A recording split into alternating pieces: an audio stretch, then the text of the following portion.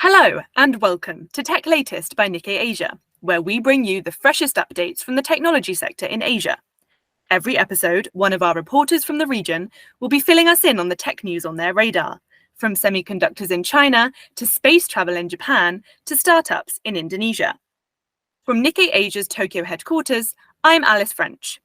In this episode, my colleague Jada Nagumo talks to our chief tech correspondent, Annie Cheng-Ting Fang, about her exclusive interview with chip equipment maker ASML.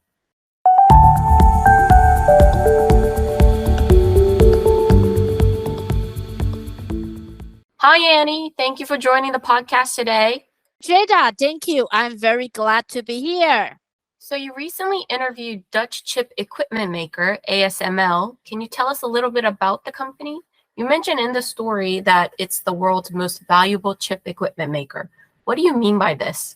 Yes, actually, first of all, it's an on-site interview. So actually, I travel at that time from London to Dutch capital Amsterdam, and it will take about 1.5 hours on the train southbound and another 30 minutes by taxi to a lovely countryside town, Veldhoven, which is not very far away from the Netherlands border with Belgium. I try to show actually the ASML's address to the taxi driver, but he told me I don't need any directions. The tallest building in town is ASML's headquarters. And when I arrived, it's really the tallest building in town and actually has no logo outside. And its vast clean room facilities making chip equipment are just next to it. And it is still expanding. And the site is surrounded by some green meadows as well as corn and the wheat fields. But it's actually very interesting that it's really here that builds the world's most advanced chip making equipment focused on the lithography process. That is a crucial step in all types of chip making. ASML builds various types of lithography machines and is the exclusive supplier in the most leading edge one called the EUV lithography machines. All the world's top chip makers from TSMC, Samsung, Intel needs this equipment if they want to make cutting edge chips. So Annie, you mentioned critical step, but what exactly is lithography? It's the essential chip making process. And lithography is actually the photocopy and the print all the integrated circuit onto the wafers. And then the wafer can have all the chip developers blueprints and layout for the next step. So it's very important. You need that step to print all the crucial designs of the chips onto the wafers. Thank you for breaking that down, Annie. Let's dive into the actual interview. The major takeaway was, I imagine, ASML's comment saying basically that decoupling a chip supply chain is impossible. Can you break this part down for us too? What are the reasons? ASML say they have thousands of suppliers and some of them are critical suppliers, such as Zeiss of Germany is its sole supplier of optical mirror systems in the EUV lithography machines. Also, Zymer, which ASML already acquired in 2013 in San Diego, is the company's only supplier in EUV light source.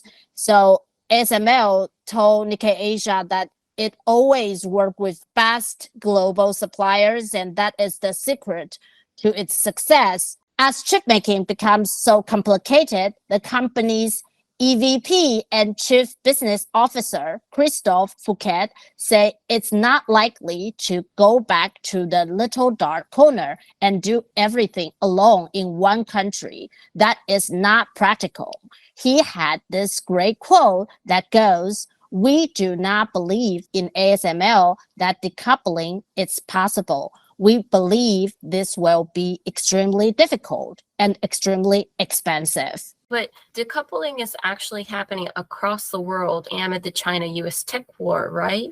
I think some countries like the US did try to decouple, but they found it extremely difficult as well. So now most countries, instead of talking about decoupling, they are talking about de-risking, meaning they are trying to lower the risks of some critical components or materials supplies, but not trying to fully decouple. I see. So what does ASML believe will be key to driving growth, and what sort of outlook does it have for its future? ASML is still recruiting some of the best talents despite the current economic slowdown. By the end of 2022, it had about 38,000 employees, but they gave me the latest number yesterday, and it's already more than 40,000 staff.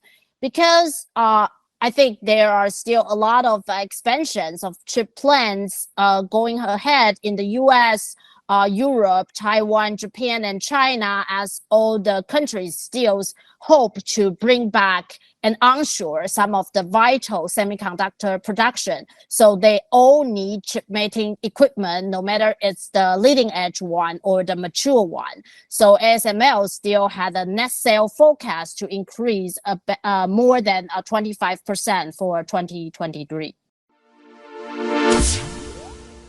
Thank you, Annie. It looks like your trip to Amsterdam was very fruitful.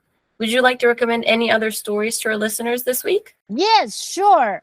We also have a tech story from Loli in Taiwan on a major Taiwanese display maker's turn to invest more in micro LED screen technologies. That is a new display tech that Apple also invested a lot. Also, there's another good analysis from Cici in Hong Kong to look at why China's first major online shopping festival after the country lifted its strict COVID restrictions at the end of last year, but the sales momentum was a bit disappointing, despite the domestic household saving hitting a record high, and also how that is linked to China's economic recovery. Thank you very much to Annie for giving us an insight into what sounds like a really productive trip to the Netherlands.